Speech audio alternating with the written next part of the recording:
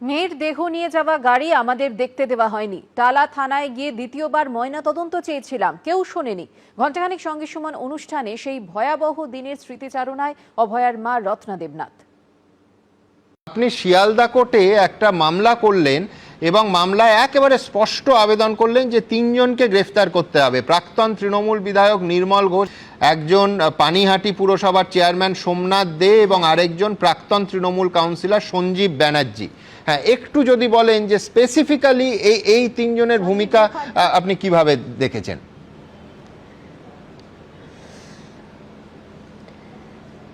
এরা dead body আমাদের হাতে তুলে দেয়নি, আমি সাইন করেছি।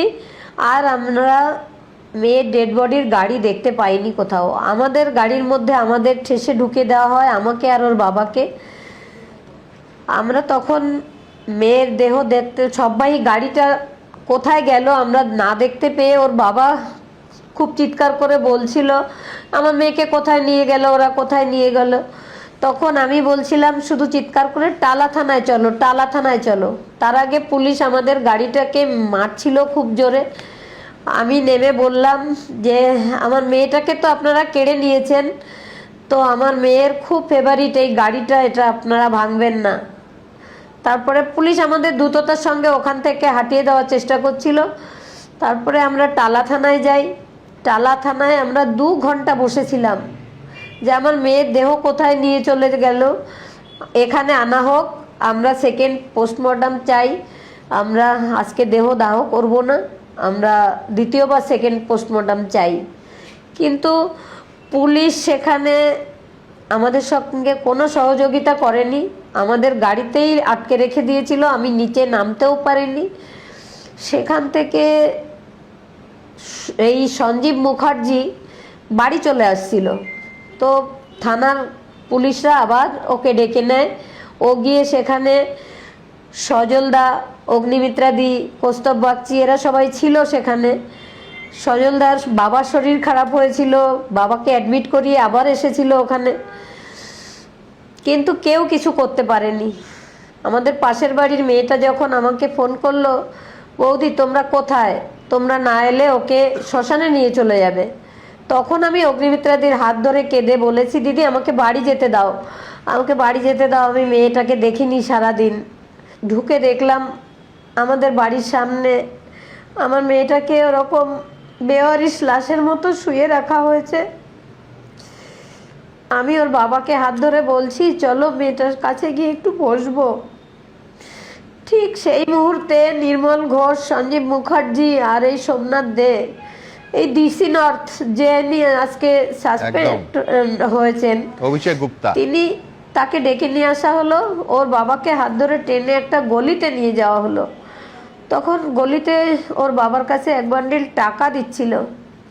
ওর বাবা বলছে এটা কি, তা বলছে এটা নিন আপনার কাজে লাগবে।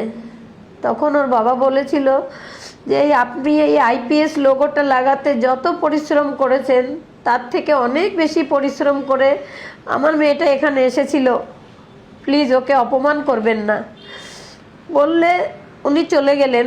কিন্তু তখন ওই সঞ্জীব মুখার্জি ঘরে আমাদের যারা রিলেটিভ ছিল তাদের সঙ্গে তুমুল ঝগড়া বাঁধিয়ে আমার মেয়েকে নিয়ে চলে যায়। আমরা শুধু পেছন পেছন গেছি, কিচ্ছু করতে হয়নি আমাদের, সব ওরা করেছে।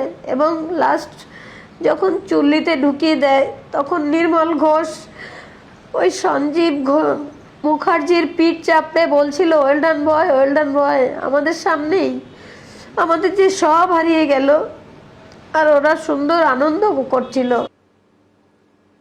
প্রমোটার, পুলিশ, ক্রিমিনাল মিলে চলত সিন্ডিকেট। সোনা পাপ্পুর প্রতারণার মামলায় আদালতে চাঞ্চল্যকর দাবি করেছে ইডি। শান্তনু সিনহা বিশ্বাসকে 14 দিন ইডি হেফাজতের নির্দেশ দিয়েছে আদালত। বিভিন্ন প্রকল্পের ক্ষেত্রে পিপিপি মডেলের কথা তো সকলেই জানেন, কিন্তু পিপিসি মডেলের কথা জানেন কি? শুক্রবার কলকাতা পুলিশের ডিসি শান্তনু সিনহা বিশ্বাসকে আদালতে পেশ করে এই অভিনব মডেলের কথা জানালো ইডি। তাদের দাবি পিপিসি মানে হলো প্রমোটার, পুলিশ, ক্রিমিনাল। এই মডেলেই চলতো সিন্ডিকেট চক্র, দুর্নীতির নেক্সাস। সোনা পাপ্পুর প্রতারণার মামলায় ম্যারাথন জেরার পর বৃহস্পতিবার রাতে গ্রেফতার করা হয় কলকাতা পুলিশের ডিসি শান্তনু সিনহা বিশ্বাসকে, যিনি মমতা বন্দ্যোপাধ্যায়ের অত্যন্ত ঘনিষ্ঠ। শুক্রবার তাকে আদালতে পেশ করে এনফোর্সমেন্ট ডিরেক্টরেটের তরফে দাবি করা হয় নিজের প্রভাব খাটিয়ে জমি দখলে মদত জোগাতেন ডিসিপি শান্তনু। এই মামলায় ইডি আগেই গ্রেফতার করেছে জয়েস কামদার নামে এক ব্যবসায়ীকে। শুক্রবার আদালতে কেন্দ্রীয় এজেন্সির তরফে জানানো হয়, বেছে বেছে প্রবাসী প্রবীণ নাগরিকদের টার্গেট করত কামদার শান্তনুদের সিন্ডিকেট। প্রথমে জমি বিক্রেতাদের সব শর্ত মেনে চুক্তি করত কামদারের মতো ব্যবসায়ীরা, কিন্তু পরে চুক্তি অনুযায়ী টাকা দেওয়া হতো না। উল্টে বিক্রেতাদের বিরুদ্ধে থানায় অভিযোগ ঠুকতেন প্রমোটার। তখনই আসরে নামতেন পুলিশ কর্তা শান্তনু সিনহা বিশ্বাস। তার নির্দেশে থানায় ডেকে এনে চাপ দেওয়া হতো বিক্রেতাদের। সেই সঙ্গে সমান তালে হুমকি ধমকানি দিত সোনাপাপ্পুর মতো দুষ্কৃতীরা। ইডি সূত্রে দাবি, এভাবেই প্রমোটার, পুলিশ ও ক্রিমিনাল মিলে তৈরি করা হয়েছিল সিন্ডিকেটের ত্রিফলা। এভাবেই এরা একের পর এক জমি দখল করত। ইডি সূত্রে আরো দাবি, এই চক্রে জড়িত ছিলেন কলকাতা পুরসভার কাউন্সিলরদের একাংশ। পুলিশ ও ক্রিমিনালদের নিয়ে রীতিমতো তোলাবাজির চক্র চালাতেন কাউন্সিলররা। এলাকায় প্রমোটাররা কোনো কাজ করতে গেলে তোলা দিতে হতো কাউন্সিলরকে। টাকা পাওয়ার পরেও তাদের অনুমোদিত সিন্ডিকেটের থেকে নির্মাণের সামগ্রী না কিনলে মোটা অঙ্কের জরিমানা দাবি করা হতো। আর এই পুরো চক্রে মদত দিত পুলিশ। কালীঘাট, রবীন্দ্র সরোবর, উল্টোডাঙ্গা ও ফুলবাগান। আদালতে এই 4টি থানার নামও উল্লেখ করেছে ইডি। যে এরিয়াতে এই প্রমোটিং এর কাজ চলতো সেখানকার থানাতে যেমন টাকা দেওয়া হতো মান্থলি বেসিসে, যাতে স্মুথলি সিন্ডিকেট কাজ করতে পারে। তারপরেও যেটা চাঞ্চল্যকর দাবি, যে স্থানীয় সেই কাউন্সিলরের কাছেও ক্যাশ টাকা পাঠানো হতো, যাতে কোনোভাবে এই গোটা প্রক্রিয়ার মধ্যে কোনো যাতে জট না পাকাতে পারে। আদালতে ইডি দাবি করে, হোয়াটসঅ্যাপ চ্যাট থেকে ধৃত ব্যবসায়ী জয়েস কামদার ও ডিসিপি শান্তনু সিনহা বিশ্বাসের ঘনিষ্ঠতার প্রমাণ মিলেছে। কামদারের থেকে দামি উপহার পেতেন শান্তনু সিনহা বিশ্বাস। কান্দিতে 15 কাঠা জমি, 1 কোটির বেশি দামের একটি ঘড়িও তিনি উপহার হিসেবে পেয়েছিলেন বলে আদালতে দাবি করেছে ইডি। এরপর শান্তনু সিনহা বিশ্বাসের আইনজীবী বলেন, ইডির দাবির সপক্ষে কোনো তথ্য প্রমাণ নেই। জয় কামদারের সঙ্গে পরিচয় থাকা তো কোনো ক্রাইম নয়। টাকা নেওয়ার কোনো প্রমাণ নেই। বিভিন্ন অনুষ্ঠানে গিফট নেওয়া যেতে পারে, সেটা কি অপরাধ? যত বিশ্বস্ত আছে মমতা ব্যানার্জি, সবারই এই দশা, কারণ সবাই করাপ্টেড। মমতা ব্যানার্জি নেতাদেরকে আর গুন্ডা চোর বানিয়েছেন, আর চোর ডাকাতদেরকে নেতা বানিয়েছেন 15 বছরে। তো তার পরিণাম হবেই আইন তার কাজ করছে। দুর্নীতির মামলায় সোমবারই ইডি গ্রেফতার করে প্রাক্তন দমকল মন্ত্রী সুজিত বসুকে। বৃহস্পতিবার ইডির হাতে গ্রেফতার হলেন মমতা বন্দ্যোপাধ্যায়ের ঘনিষ্ঠ পুলিশ কর্তা শান্তনু সিনহা বিশ্বাস। আর শুক্রবার দুর্নীতির মামলায় ইডির কাছে হাজিরা দিলেন তৃণমূল বিধায়ক ও প্রাক্তন খাদ্যমন্ত্রী রথীন ঘোষ। যে পুর নিয়োগ দুর্নীতির মামলায় সুজিত বসুকে গ্রেফতার করা হয়েছে, সেই মামলাতেই 5 বার হাজিরা এড়ানোর পর অবশেষে হাজিরা দিলেন তিনি। সন্ধে ইডি দফতর থেকে বেরিয়ে যান তিনি। আমি কিছু বলবো না, আমার কাছে যা যা রিপোর্ট পেপার চেয়েছে আমি দিয়েছি, যা যা ওরা জানতে চেয়েছে সেটা জেনে। এর মধ্যে খুনের চেষ্টা, অশান্তি পাকানো, আর্থিক প্রতারণা সহ নানা অভিযোগে রাজ্যের বিভিন্ন প্রান্তে গ্রেফতার হলেন তৃণমূলের একাধিক নেতা। তোলাবাজির একটি মামলায় বিধাননগর পুরসভার 9 নম্বর ওয়ার্ডের তৃণমূল কাউন্সিলর সমরেশ চক্রবর্তীকে গ্রেফতার করেছেন বিধাননগর কমিশনারেটের পুলিশ। 2024 ডিসেম্বরে প্রমোটারকে মারধরের অভিযোগে এই তৃণমূল কাউন্সিলরের নাম জড়ায়। সুকান্ত মুখোপাধ্যায় ও প্রকাশ সিনহার রিপোর্ট, এবিপি আনন্দ। এবিপি আনন্দ, এগিয়ে থাকে, এগিয়ে রাখে।